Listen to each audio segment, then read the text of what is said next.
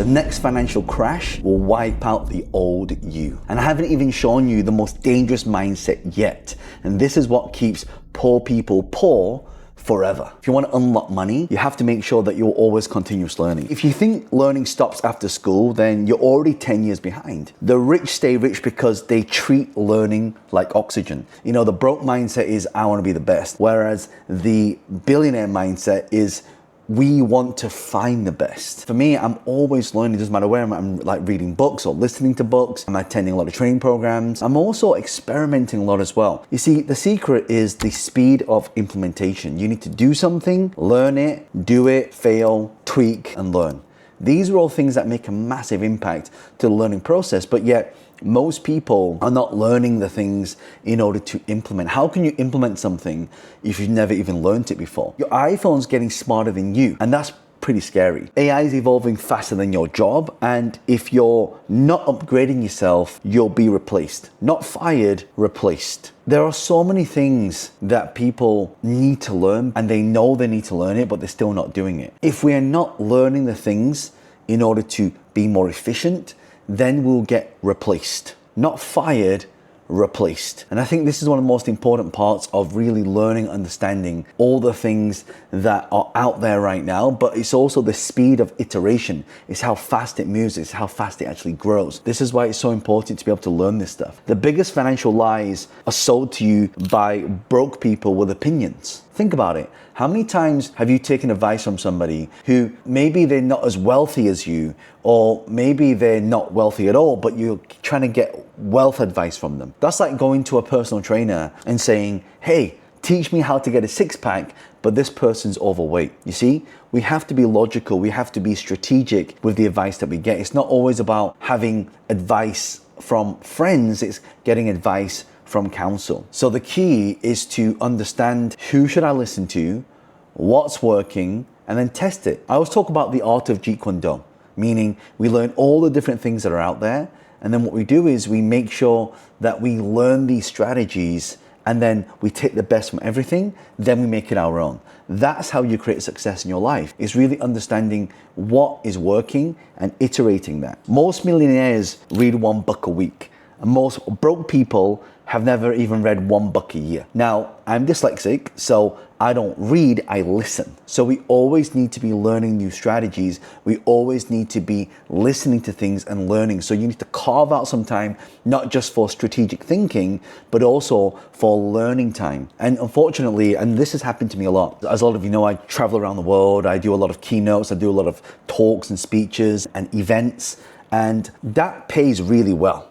But it takes away time from my learning time. So how do we learn faster, quicker? Well, one way to do it is you carve out time to do that, or you hire other people to learn for you and then summarize it to you. But that's not as effective. And one of the best ways to do this is to train other people to be proactive. So take your brain, put it into someone else's brain, and then allow them to iterate for you and to execute for you. And a lot of the times people want to do everything themselves. It's not about doing everything ourselves, it's about doing things in a position that allow us to get results at scale. And these are some of the most powerful things that I always think about when it comes to really understanding how to evolve. We have to make sure that what we do allows us to be able to grow and scale and really monetize.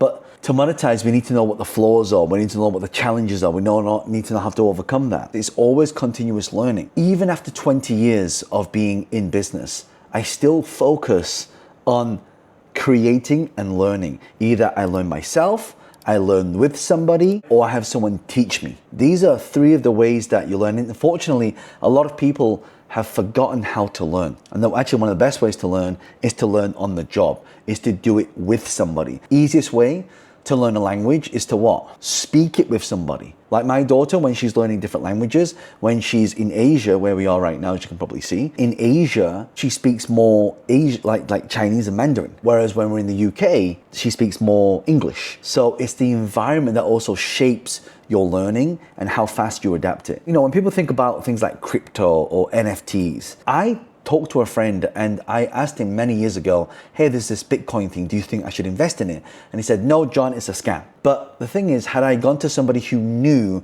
what that was, then I'd be significantly more wealthy now. Can you imagine if half of your salary was paid to you in, let's say, Bitcoin? You see, the safe job you were promised is now the riskiest place to be. AI doesn't sleep, it doesn't get sick, it doesn't ask for a raise, and if you can be replaced, you'll be replaced, not fired, replaced. Now you need to make ourselves indispensable. Of course, you're going to still need people to run it, but this is why they're talking about small teams that can create 50 to 100 million to now companies having $1 billion valuation from a small team, because you have your core team, then you have your AI that can support a lot of that. 90% of financial success is how fast you can unlearn what used to work. Too many people stay focused on what used to work compared to what things do work.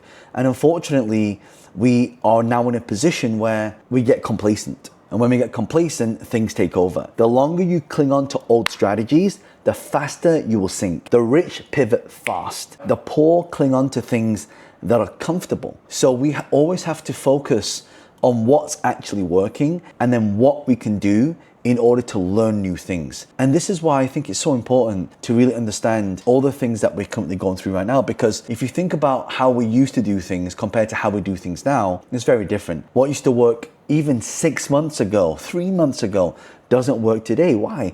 Because the rate of disruption is happening at a rate that is unseen before. Why? Because technology is getting faster and faster and faster, and it's quicker and quicker and quicker, and we can't even begin to imagine what life will be like many, many years from now. It's just, it accelerates so much. The fastest growing industry in the world is you. If you're not reinvesting in your skills, your brand, your mind, kind of letting someone else outgrow you faster. And at which point, what are you going to do? You see, we have no choice. And I think a lot of people have kind of put themselves on the rug and they're kind of like in denial. But the fact of the matter is, and you've seen this when technology comes along, when things like, you know, a smartphone or a device comes along, when the internet gets faster, when you have a search engine that can now do things for you in the past we had to do manually. This is what's coming. When you have cars that can drive themselves, when you have browsers that can look at how you work and then mimic the way you work and then do it for you. When at a click of a button, you can get any framework for any business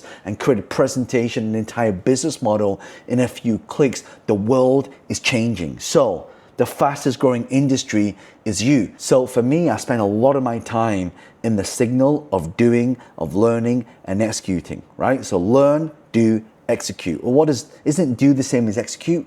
Yes and no.